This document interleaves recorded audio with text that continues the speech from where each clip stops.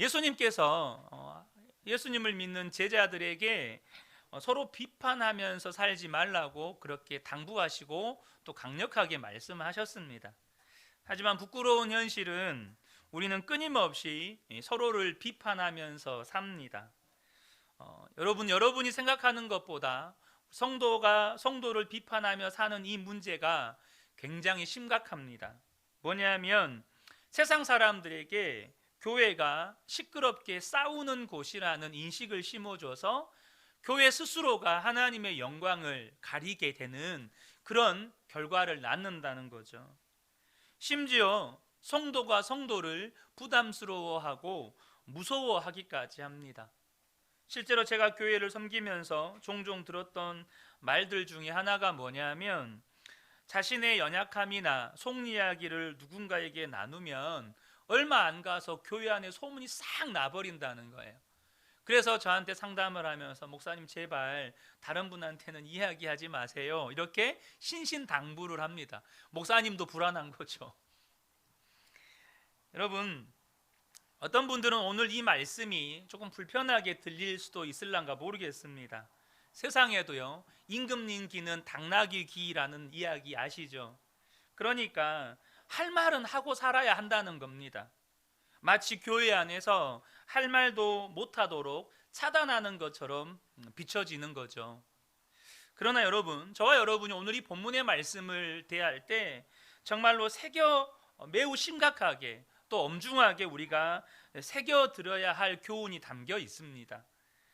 우리는 무심코 다른 사람들을 비판하는 말들, 다른 사람의 연약함들을 이렇게 수군수군하는 말들을 하는데요, 예수님께서 그 사람을 반드시 자기가 그 비판하는 그 비판으로 심판받을 것이라고 말씀하셨습니다. 마태복음 7장 1절과 2절을 보면요, 비판을 받지 아니하려거든 비판하지 말라. 너희가 비판하는 그 비판으로 너희가 비판을 받을 것이요 너희가 헤아리는 그 헤아림으로 너희가 헤아림을 받을 것이니라. 여기서 이 말씀은 내가 남을 비판한 그대로 누군가도 나에게 비판한다, 이런 의미도 담겨 있지만 또 다른 의미는 뭐냐면 내가 남을 비판했던 그 비판을 기준으로 해서 하나님의 심판대 앞에서 심판을 받는다라는 의미입니다. 그게 더 핵심적인 의미예요. 많은 성도들이 이렇게 남을 비판하는 것을 별일 아닌 것처럼 여깁니다. 하지만요, 비판받는 일이 얼마나 고통스러운 것인지, 또 비판하는 것이 얼마나 큰 죄인지를 잘 모른다는 것이에요.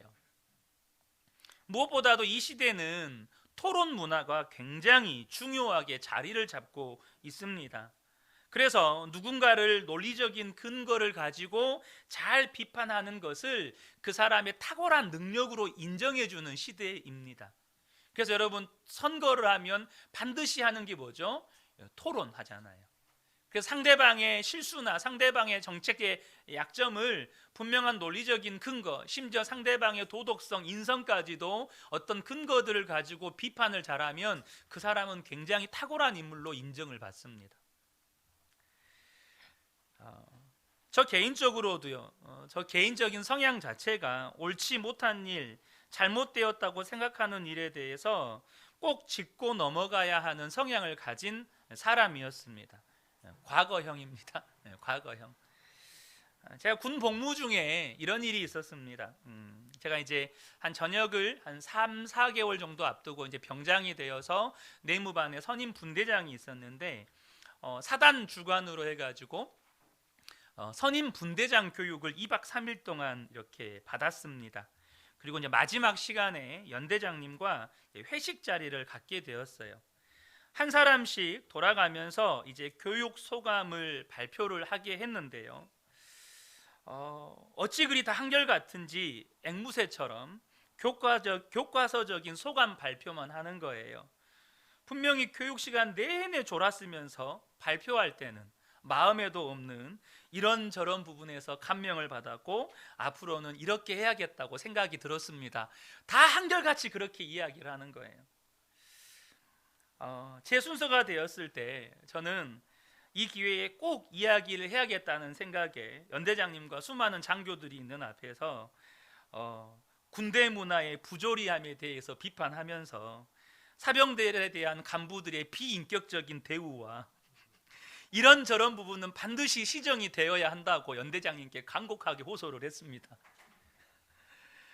당시 저는 보지 못했는데 같이 있었던 제 동기가 그런 말을 해주더라고요. 회식 자리에 함께 계셨던 저희 중대장님 얼굴이 더 이상 붉어질 수 없을 만큼 시뻘개졌다는 이야기를 제가 건너서 들었습니다.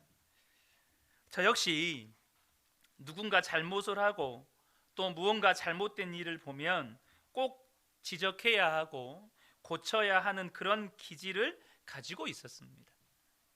정도의 차이는 있겠지만 여러분 안에도 다 그런 것이 있지 않습니까? 사람들마다 허용하는 범위가 넓고 좁을 수는 있어요. 하지만 이것은 안 돼, 저것은 안 돼. 사람마다 다 이게 있거든요.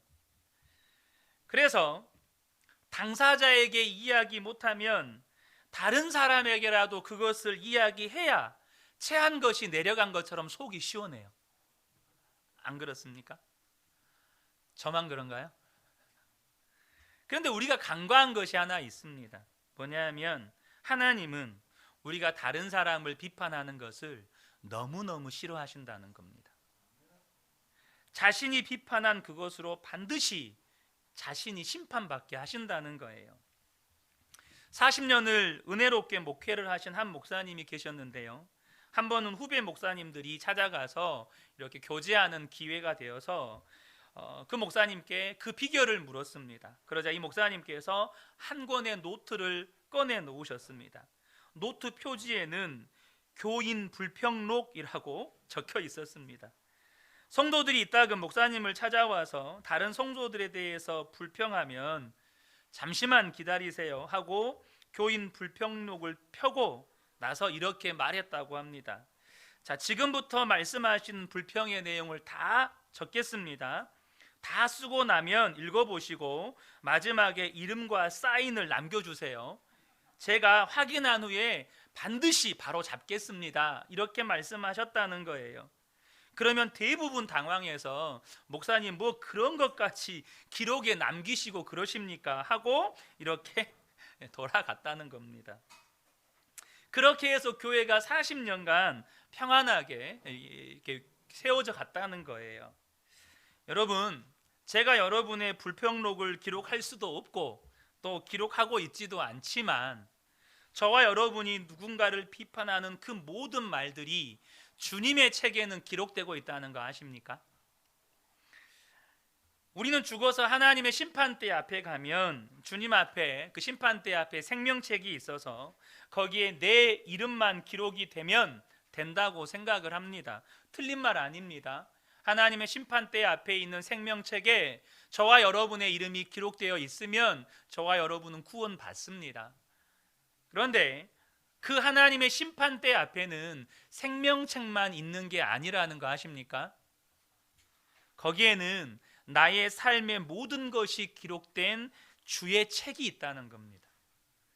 시편 139편 16절에 내 형질이 이루어지기 전에 주의 눈이 보셨으며 나를 위하여 정한 날이 하루도 되기 전에 주의 책에 다 기록이 되었나이다. 그 주님의 책에 저와 여러분의 삶의 날들이 내 생각과 내 말과 내 모든 행동들이 다 기록이 되어서 우리가 하나님의 심판대 앞에 갔을 때 우리가 하나님 앞에 구원이냐 천국이냐 지옥이냐 결정되기 전에 우리의 모든 삶들을 하나님께서 펼쳐 보신다는 겁니다. 그리고 그럼 어떻게 되겠어요? 나의 모든 생각과 말과 행동들이 주님 앞에, 천사들 앞에, 그리고 구원받은 성도들 앞에 다 드러나는 거예요. 여러분, 지금 여러분들이 다른 사람들에 대해서 하는 모든 말들이 그대로 다 기록이 되고 그것들이 다 공개될 텐데 그래도 괜찮으십니까? 네, 그 성도님 진짜 얄미워 죽겠다고, 진짜 그 성도님 꼴보기 싫어 죽겠다고. 여러분, 생각조차도 하나님의 책에는 다 기록이 돼요.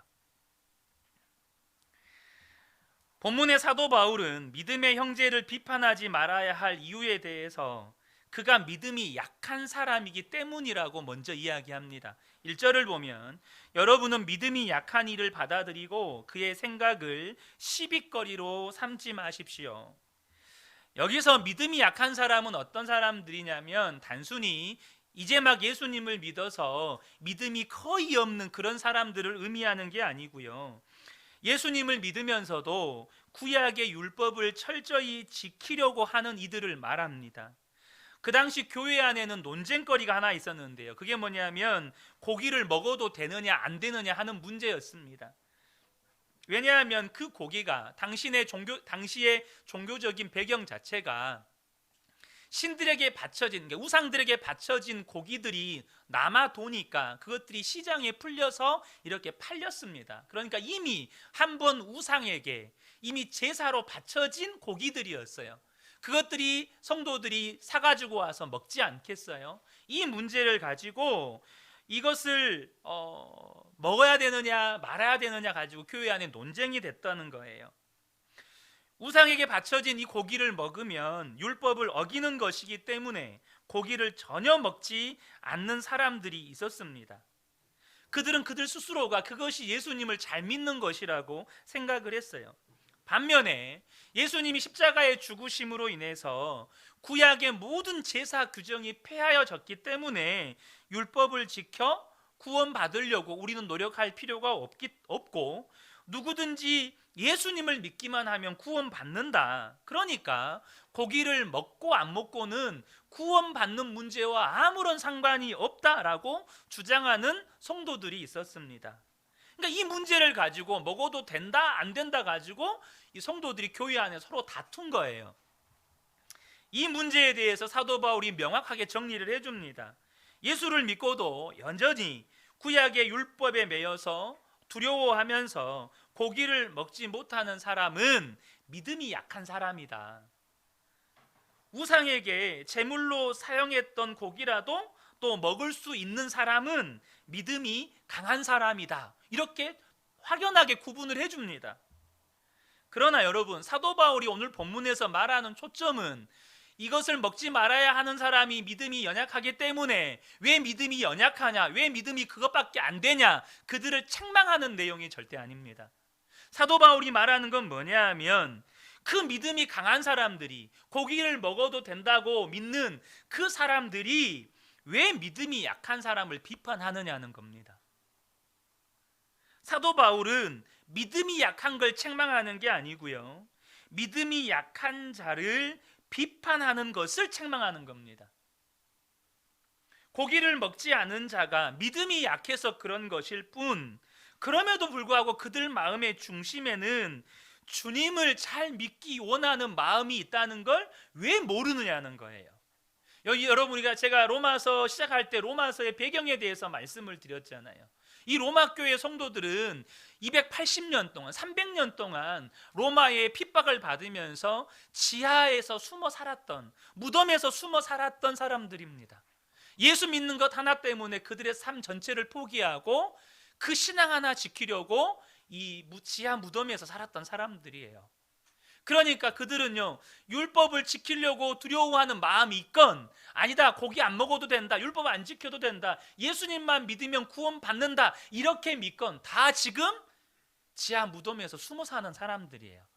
6절 말씀을 보면 어떤 나를 더 존중히 여기는 사람도, 율법을 지켜야 된다고 말하는 사람도 주님을 위하여 그렇게 하는 것이고, 먹는 사람도 주님을 위하여 먹으며 먹을 때에 하나님께 감사를 드립니다. 그리고 먹지 않는 사람도 주님을 위하여 먹지 않으며 또한 하나님께 감사를 드립니다.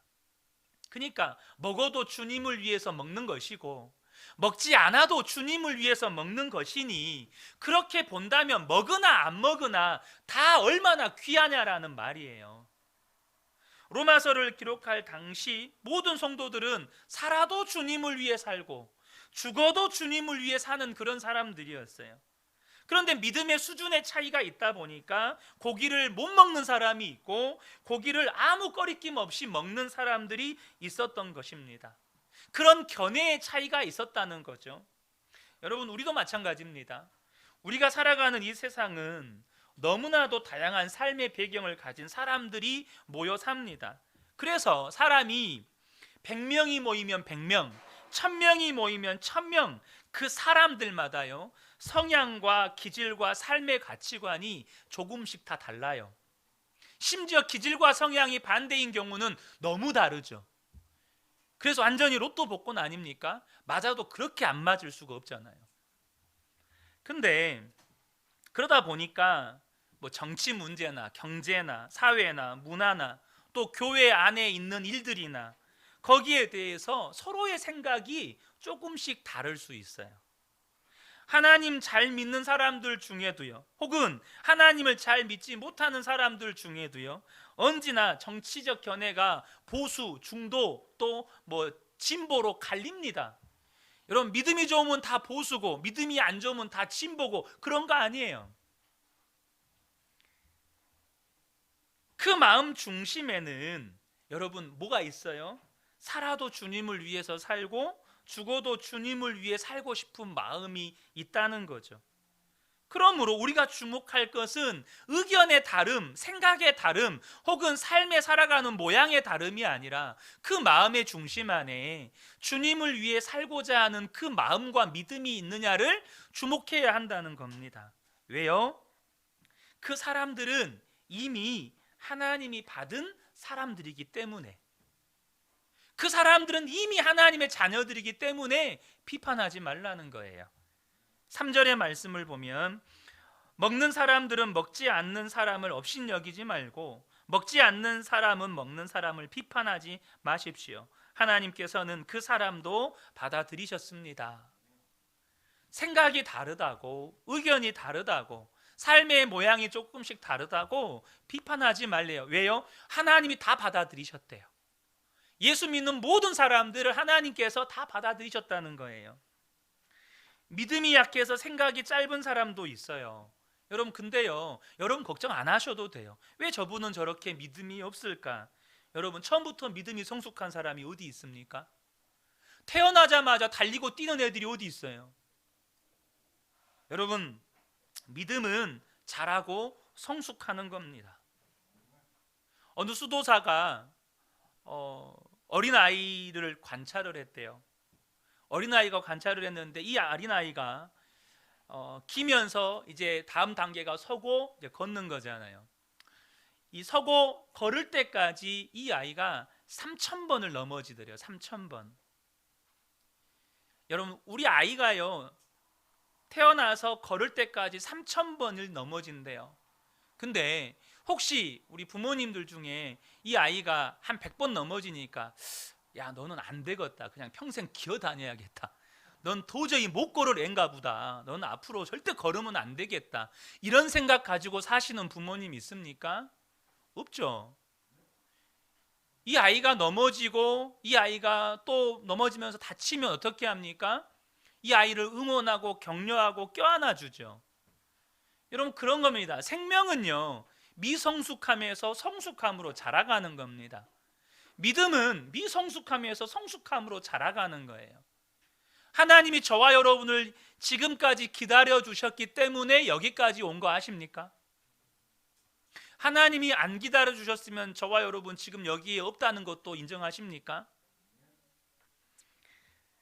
우리가 이것을 꼭 아셔야 돼요. 믿음은 자란다는 거예요. 시간이 지나고 말씀을 읽고 배우면서 깨달아지는 거예요. 그러면서 생각도 달라지고 믿음도 달라지는 겁니다. 그러면서 사도 바울이 또 한 가지 우리에게 상기시켜 주는 것이 뭐냐면, 예수를 믿는 우리 모두는 예수님의 종이라는 거예요. 그 말은 내가 비판하려고 하는 그 사람도 예수님의 종이라는 말입니다. 여러분, 주인은 예수님이십니다. 그렇다면 그 사람을 예수님께 맡겨야죠. 주님이 그 사람을 친히 붙들어 주시고 고치시고 성장시키실 것을 믿어야 한다는 겁니다. 4절의 말씀인데요, 우리가 누구이기에 남의 종을 비판합니까? 그가 서 있든지 넘어지든지 그것은 그 주인이 상관할 일입니다. 주님께서 그를 서 있게 할 수 있으시니 그는 서 있게 될 것입니다. 주님이 그 사람을 일으켜 세우실 것이고 그 사람은 반드시 서게 될 거라는 거예요. 여러분이 비판할 일이 아니라는 겁니다. 우리가 비판하는 그 사람도 하나님의 종이니 그도 하나님이 사랑하는 사람이니 하나님께서 반드시 고치시고 하나님께서 반드시 일으켜 세우실 거라는 겁니다. 그것이 믿어지면 여러분 비판하지 말고 그 모습 그대로를 받아들이게 되는 겁니다. 여러분 꼭 기억하셔야 합니다. 다른 사람을 비판하는 것이 믿음이 약한 것보다 더 나쁜 겁니다. 믿음이 약한 것보다, 미성숙함보다 내가 성숙했다고 다른 사람을 비판하는 것이 더 나쁜 일이라는 거예요. 왜일까요? 미워하고 화를 내는 것이 마귀에게 문을 열어주는 것이기 때문입니다. 에베소서 4장 26절 27절을 보면 분을 내어도 죄를 짓지 말며 해가 지도록 분을 품지 말고 마귀에게 틈을 주지 말라. 여러분 혹 누구에게 분노한 적 있으십니까? 근데 여러분 한번 곰곰하게 생각해 보세요. 여러분이 분노를 했잖아요. 그 분노의 대상이 누구던가요? 여러분이 전혀 모르는 사람에게 여러분 분노하십니까? 그런 경우는요 한 100만 건 중에 한 건.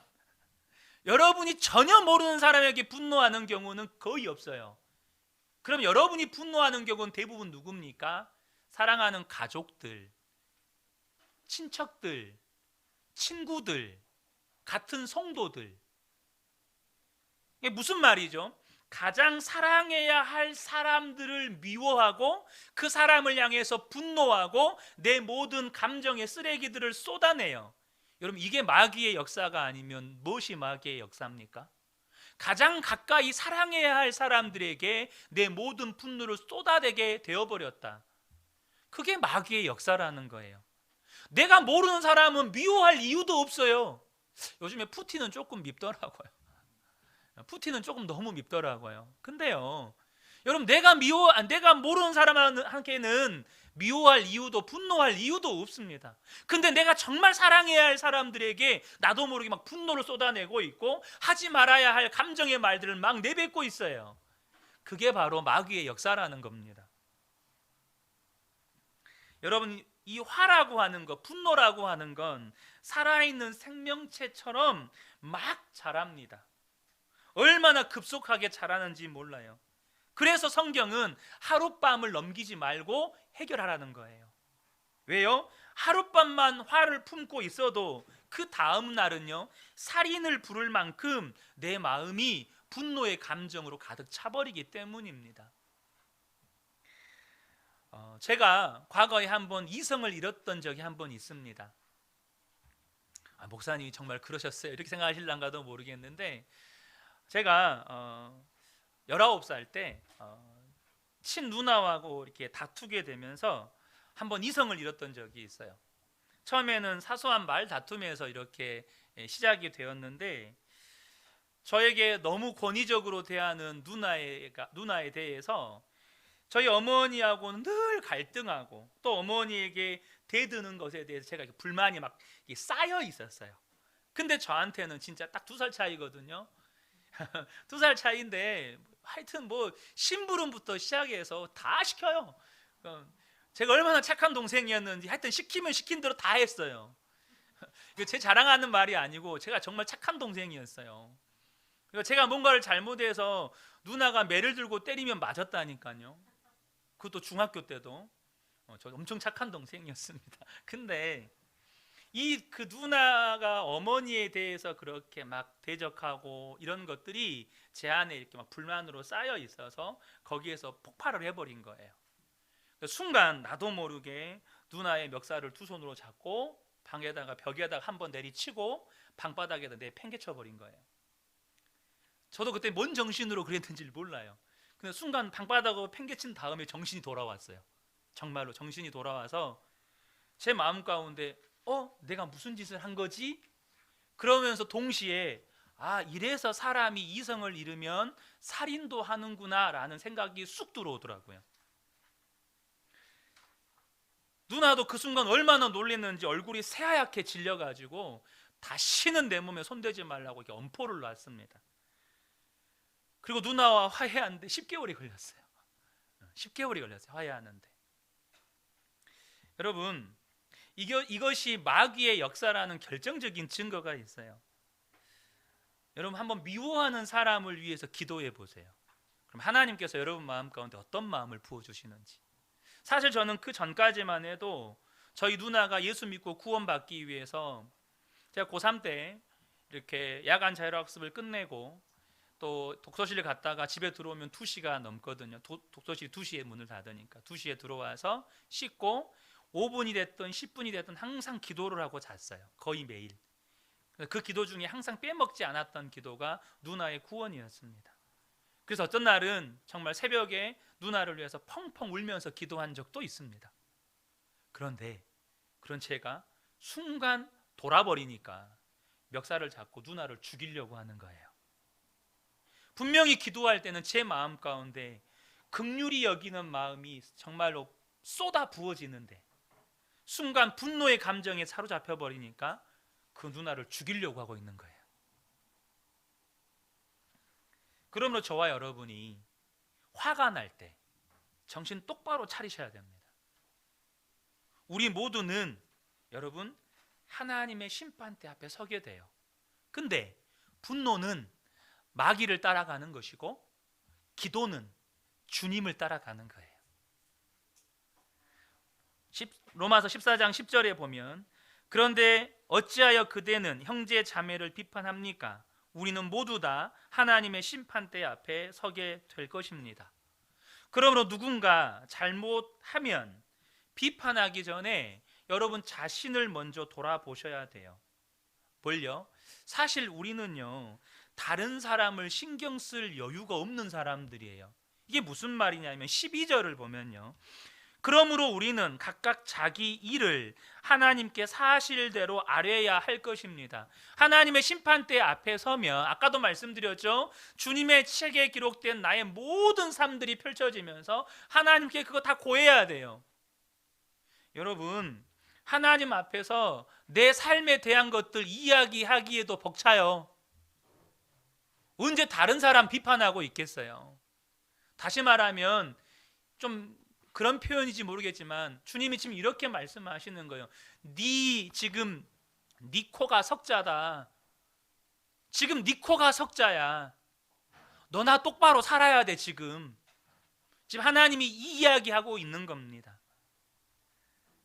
민수기 20장에 보면 이스라엘 백성이 모세와 아론에게 불평과 불만을 일으킨 사건이 있습니다. 그게 뭐냐면 마실 물이 없었던 것 때문이었어요. 3절을 보겠습니다. 백성이 모세와 다투어 말하여 이르되 우리 형제들이 여호와 앞에서 죽을 때에 우리도 죽었더라면 좋을 뻔하였도다. 그러니까 이스라엘 백성들이 하나님 앞에서 광야에서 막 여러 가지 문제를 일으켜서 중간중간에 이렇게 죽는 사건들이 있었잖아요. 그 사건들을 다 넘어와서 물이 없으니까 그때 죽을 때 죽게 놔두지 왜 우리를 살려둬서 물도 못 먹고 죽게 만드느냐 이 말이에요. 근데 그때 이 성경에 보면 이 모세와 다투었다라는 표현이 있거든요. 이 다투었다는 말이 뭐냐면 서로 화가 나서 싸웠다는 말입니다. 그래서 모세가 하나님께 나아가 기도하자 하나님께서 모세에게 말씀하셔요. 이스라엘 백성들을 모아놓고 그들이 보는 앞에서 반석에게 명령하여 물을 내라는 것입니다. 그러면 하나님께서 그 반석에서 물을 내시겠다고 약속하셨습니다. 그런데 모세는 이스라엘 백성들을 모아놓은 자리에서 이렇게 외칩니다. 10절인데요. 모세가 그들에게 이르되 반역한 너희여 우리가 너희를 위하여 이 반석에서 물을 내랴. 그러면서 모세가 반석을 하나님이 한 번 치라고 했는데 2번 내리치죠. 물이 솟아납니다. 분명히 하나님 말씀대로 반석에서 물이 솟아나요. 근데 여러분 이 본문에서 우리가 무엇을 볼 수 있냐면 일단은 모세가 지금 엄청나게 화가 나 있다는 거예요. 반역한 너희여 하면서 엄청나게 화가 나고 있어요. 그러면서 이스라엘 백성들이 너희는 반역했다고 지금 비난하고 정죄의 칼날을 막 날리고 있는 겁니다. 그러면서 또 하는 말이 뭐냐면 우리가 너희를 위하여 라고 말을 해요. 이 말은 뭐냐면 꼭 자신들의 능력으로 자신들의 어떠함으로 반석에서 물을 내는 것처럼 자신들의 공로로 하나님이 하시는 일을 감추어 버린 거예요. 내가 했다, 이런 말이죠. 쉽게 말하면 지팡이를 2번 내리친 것 역시 모세의 분노의 감정을 그대로 표출한 겁니다.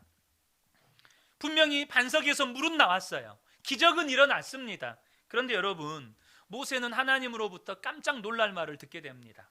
10절인데요 10절 하반절입니다. 너희가 나를 믿지 아니하고 이스라엘 자손의 목전에서 내 거룩함을 나타내지 아니한 고로 너희는 이 회중을 내가 그들에게 준 땅으로 인도하여 드리지 못하리라. 10절이 아닌 것 같아요. 지금 제가 장절을 잘못 적어놓은 것 같습니다.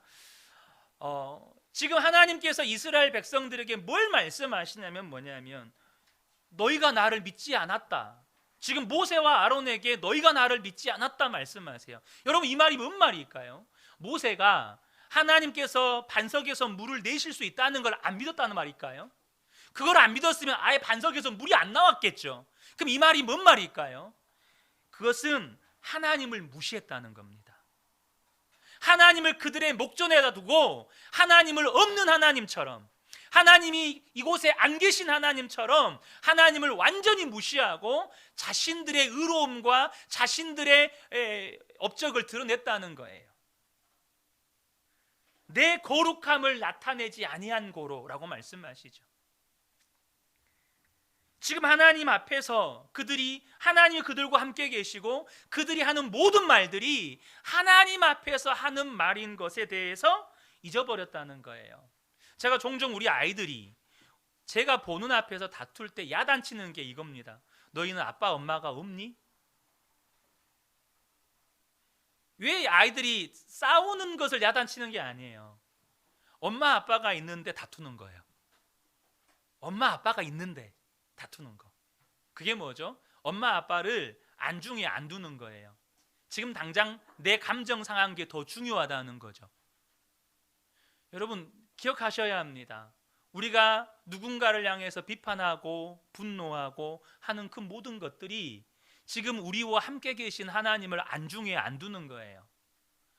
하나님을 무시하는 거라는 겁니다. 그날 이스라엘 백성들은 뭘 봤을까요? 하나님의 기적을 봤을까요? 아닙니다. 그날 이스라엘 백성들이 본 것은 하나님이 아니고 하나님의 역사가 아니고 모세의 분노였습니다. 그날 그들은 모세의 분노를 보았던 거예요. 화가 나서 반석을 힘있게 2번 내리치는 모세만 보인 거예요. 그 후로 하나님께서 아론의 생명을 거두어 가시고 모세는 가나안 땅에 들어가지 못하고 직전에 느보산에서 하나님께서 생명을 거두어 가십니다. 분명 이스라엘 백성들이 잘못했죠. 그죠? 이스라엘 백성들이 잘못했어요. 모세는 화가 날 만도 했어요. 자그마치 40년 가까이 되는 세월 동안에 다 보여줬어요.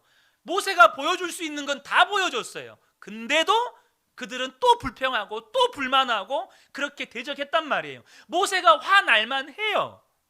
근데 하나님은요, 그렇게 원망과 불평하는 이스라엘 백성들을 책망하신 게 아니고 화를 내고 혈기를 부려서 하나님의 영광을 가려버린 모세를 책망하셨다는 겁니다. 하나님은 하나님을 믿지 못해서 불평한 이스라엘 백성보다 하나님의 일을 하면서 화를 내고 혈기를 부리고 백성들을 비난하고 정죄하면서 하나님의 영광을 가려버린 모세와 아론의 죄가 더 크다는 거예요.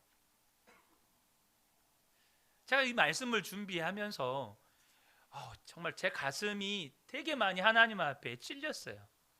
제가 우리 아이들 종종 야단치거든요. 그런데 야단을 치면서 분명 우리 아이들이 잘못을 했어요. 잘못한 거 가지고 야단을 쳐요. 근데 저는 야단치면서 화내고 있어요. 저는 야단치면서 막 분노하고 있어요. 누가 더 잘못했을까요? 우리 부모님들 분명하게 아셔야 합니다. 잘못은 아이들이 했어요. 근데 하나님 눈에는요, 그 잘못한 아이들에 대해서 분노하면서 내 감정을 다 쏟아내면서 아이들의 잘못을 책망하고 있는 그 부모의 죄가 더 크다고 말씀하시는 겁니다. 우리가 꼭 기억해야 합니다. 예수님을 영접한 우리는 그리스도의 몸이에요. 그러니까 우리가 화를 내는 건 우리 안에 임하신 주님 앞에서 화를 내는 겁니다. 그것이 얼마나 큰 죄인지 아셔야 돼요. 여러분, 두려워할 줄 아셔야 합니다. 항상 주님 앞에서 말하듯이 하실 수 있으셔야 한다는 겁니다.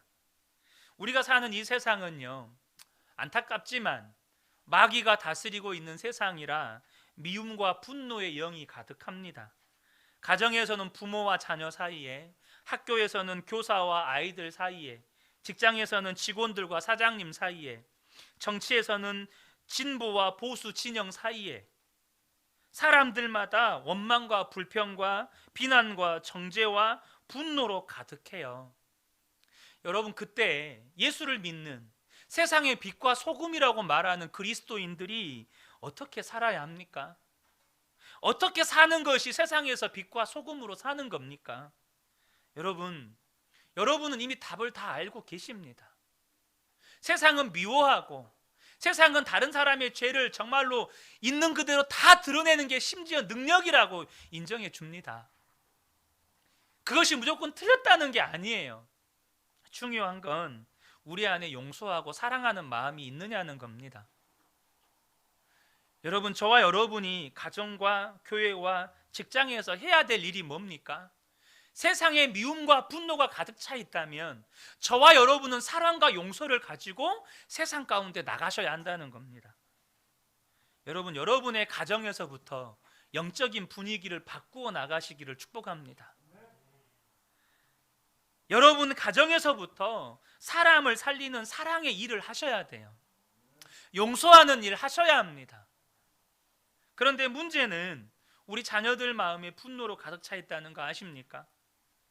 부모가 자녀의 잘못을 바로 잡아 보려고 책망하면서 부모의 마음에 분노로 가득 차 있다 보니까 그 분노가 자녀들의 마음에 고스란히 담기는 거예요.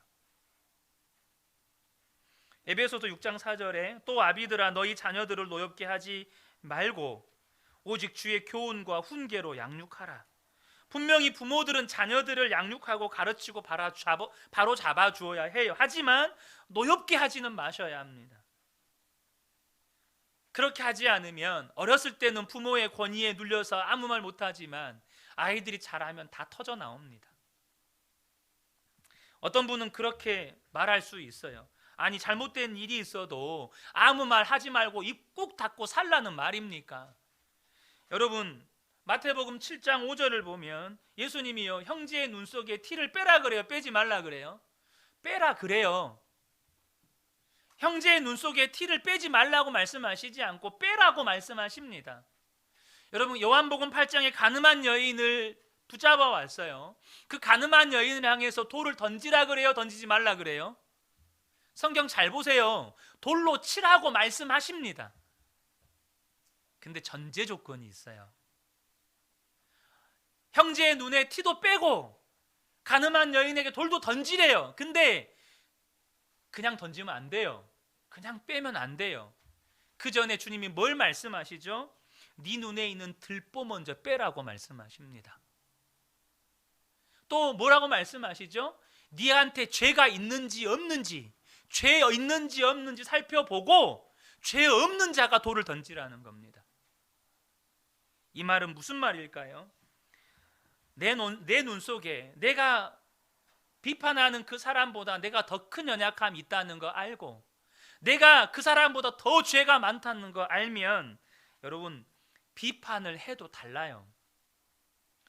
우리는 선뜻 비판할 수가 없어요. 비판을 안 하려고 하는 게 아니라 할 수가 없어요. 나 역시 죄인이기 때문에 누구를 바로 잡겠다고 화를 내거나 지적하거나 따지거나 비난하듯이 할 수 없다는 겁니다. 그저 우리가 할 수 있는 건 하나님 불쌍히 여겨주십시오. 하나님 앞에서 울며 기도하는 것밖에 없어요. 분명히 저 사람이 잘못했어요. 하지만 기억하세요. 저 사람은 잘못했어? 나는 잘못한 거 없어. 나는 저 사람보다 나아. 이 태도는 절대 사람을 바꾸지 못합니다. 어떤 분은 또 이런 말을 해요. 예수님도 성전에서 화를 내면서 채찍으로 다 들고 엎으시지 않습니까? 맞습니다.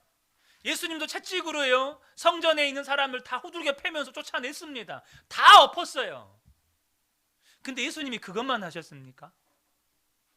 예수님이 성전에 들어가서 장사하시는 분들, 장사꾼들 다 뒤집어 엎으면서 쫓아내는 일만 하셨습니까? 여러분, 왜 그것만 보느냐는 거죠. 예수님은요, 그 사람들의 모든 죄를 짊어지시고 십자가에서 죽으셨습니다. 그 사람들의 모든 죄를 당신의 죄로 여기고 십자가에서 피 흘려 죽으셨어요. 그러니까 십자가는 지지 않으려고 하면서 옳고 그름만 따지고 비판하면 그 사람은 정말 칼만 든 강도가 되는 겁니다. 분명히 하나님은 우리의 죄를 책망하시고 징계하십니다. 하지만 하나님은 우리가 지옥에 가야 될 사람들임에도 불구하고 하나님의 자녀로 받아주셨습니다. 그러니까 하나님은 책망도 하시고 징계도 하시는 겁니다. 무슨 말인지 아시겠습니까? 부모가 자녀를 징계할 수 있는 건 그 자녀를 위해서 모든 걸 할 수 있기 때문입니다. 하나님이 우리의 아버지가 되셔서 우리를 구원하셨기 때문에 책망도 하실 수 있고 징계도 하실 수 있는 거예요. 여러분, 근데 우리는 하나님도 아니고 예수님도 아니잖아요. 어떻게 해야 됩니까? 우리는 잘못한 사람을 고칠 힘도 없고 바로잡을 힘도 없어요. 도대체 어떻게 해야 합니까? 그래서 나는 죽고 예수로 사는 십자가 복음이 우리에게 필요한 겁니다. 내 힘으로는 안 되는 거예요. 근데 내 안에 계신 주님은 하실 수 있습니다.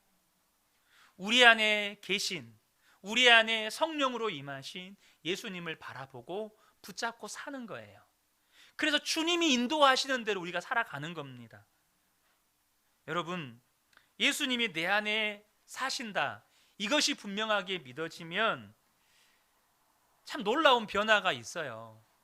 분명히 예전에는 그 사람의 연약함이 못 참아졌어요. 안 참아졌어요. 꼭 말을 해야 했어요. 참 신기한 건요, 내 안에 계신 예수님에 대해서 우리가 믿어지면 참아져요. 여러분, 사랑이 돼요. 용서가 되는 겁니다. 사랑을 하는 게 아니고 사랑이 되는 것이고, 용서를 하는 게 아니고 용서가 되는 겁니다. 이해를 하는 게 아니라 이해가 되는 겁니다.